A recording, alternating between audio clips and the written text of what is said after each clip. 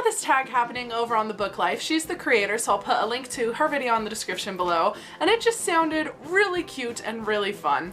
I live in the United States and we don't have pick and mix exactly, but we at least have close equivalents to all of the candies, so I might have to reinterpret a little bit, but I'm excited to do this tag.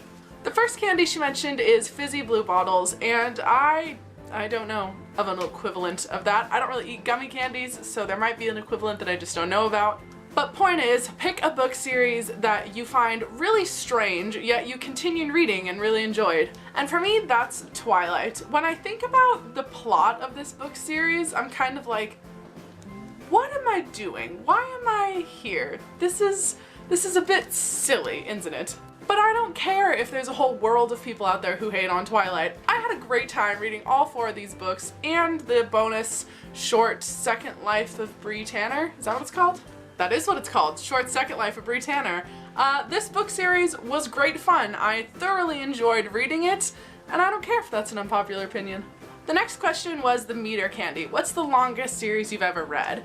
And I tried to pick what was the longest in terms of page count, because like for example, Harry Potter is 7 books, but the first 3 are so short. So I went with the Lunar Chronicles. I love the Lunar Chronicles. This is my favorite book series. I can't wait to get my hands on the 3 comic books that are coming out for it. The main series is these 4 books in the middle, then it has a companion novella, as well as a companion short story bind-up, and like I said, the comic books are about to come out. And honestly, Marissa Meyer can just continue writing anything about these characters and I'll buy the shit out of it, because it's amazing. The next question is Chocolate Raisins. What is a book that has a pretty cover, but it can't hide the fact that it's a disappointing story?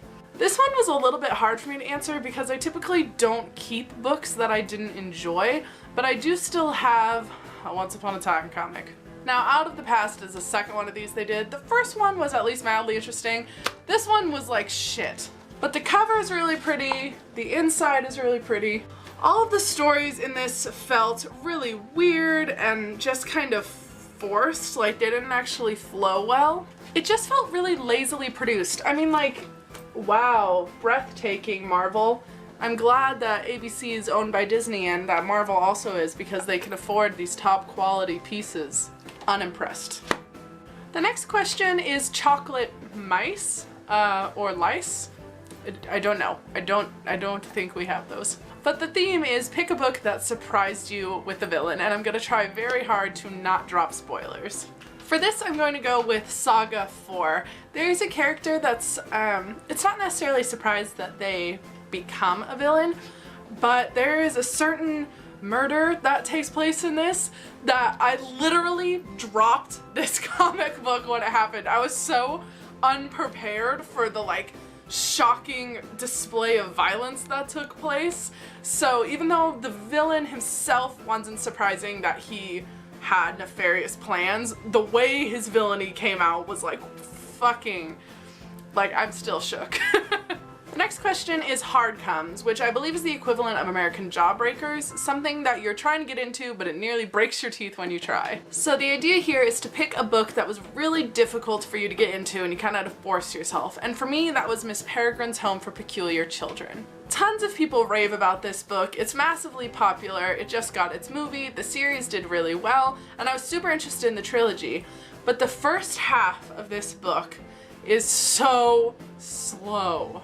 I did end up finishing this book and I was happy with it, but I haven't continued on to Hollow City yet because I sort of have that dread feeling of like, oh, is it gonna take forever to get started again? But lots of people have told me that Ransom Riggs' writing does get better and better with each book, so I plan to continue. Don't worry, don't be offended, I'm just saying. This one was a struggle to bite into. Next up is cola bottles. Some are sweet, some are sour. Apparently, I've never seen sour cola bottles before. But the point is, pick things that are similar, a book that you loved and a book that you hated. So for loved, I'm gonna go with the Avatar comics, The Lost Adventures. It's super buried in here, okay? So like, don't judge me, I don't wanna get it off the shelf. On here, I have The Promise, The Search, The Lost Adventures, and The Rift. All of them were good. The Lost Adventures was amazing. If you like Avatar: Last Airbender, you have to read The Lost Adventures. And I noticed that these comics were going steadily downhill, but they were still like at least decent. And then Smoke and Shadow came out. I actually hated this. It got so bad that it actually undid some of the things I loved from the TV show, so I will definitely not be reading any of the newer releases of this.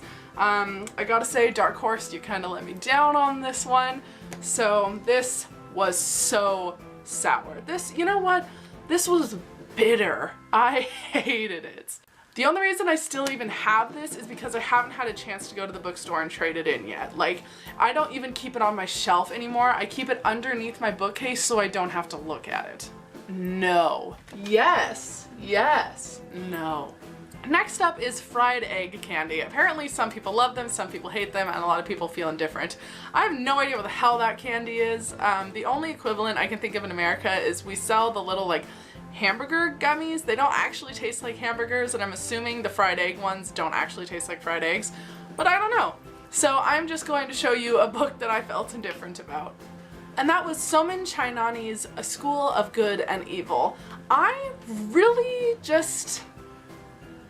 I didn't hate this book. I thought it was incredibly predictable, but it had some things I really enjoyed. I own the second one and I've yet to read it because I don't know. I just feel so bland about this book. Like, I don't hate it, so I don't want to get rid of it, but just there's no excitement to me in reading this series. So if you ended up loving this series and you think the next books get good, by all means defend it.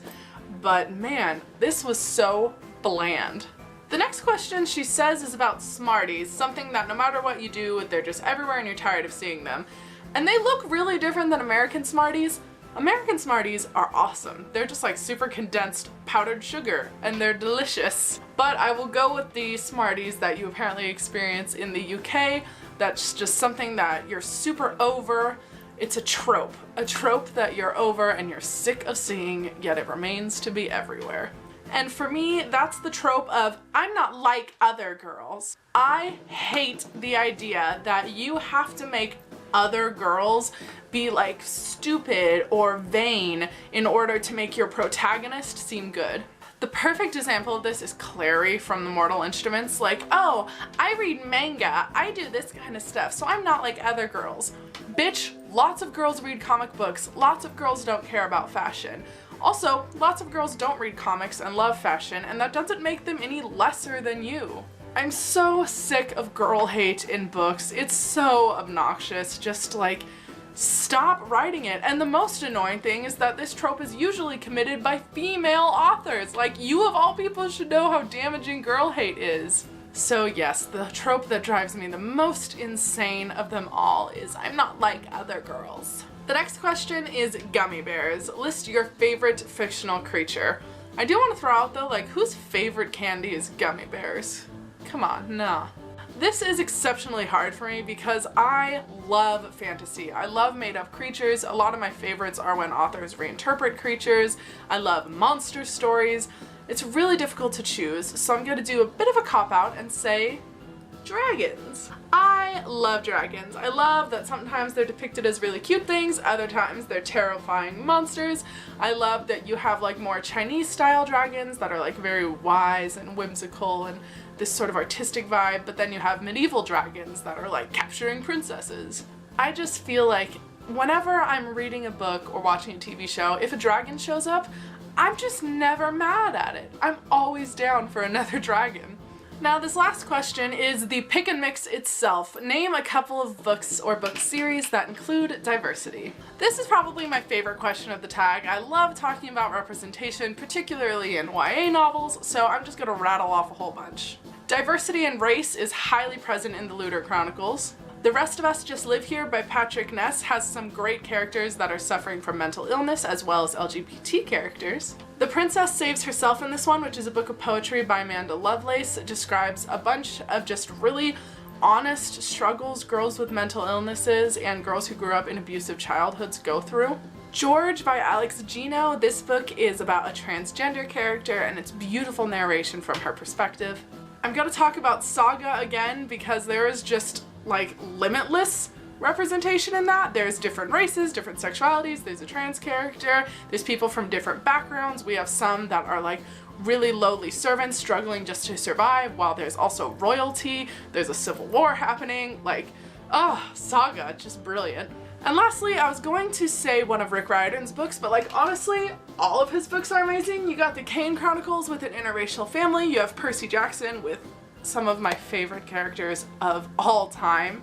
The Heroes of Olympus series that includes narrators of different races, different socioeconomic backgrounds, different religious backgrounds, because there's kind of this like Rome versus Greek thing going on. You have some gay characters like Rick Riordan. Uncle Rick just knows what he's doing.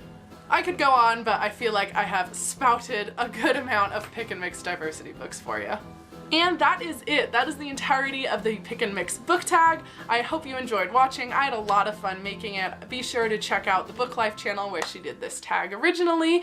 I hope this video finds you well. I'm out of breath. Man, you know, sometimes filming videos just gets my feminine disposition all out of sorts. Anyway, I hope this video finds you well. I hope you enjoyed it, and I will see you next time.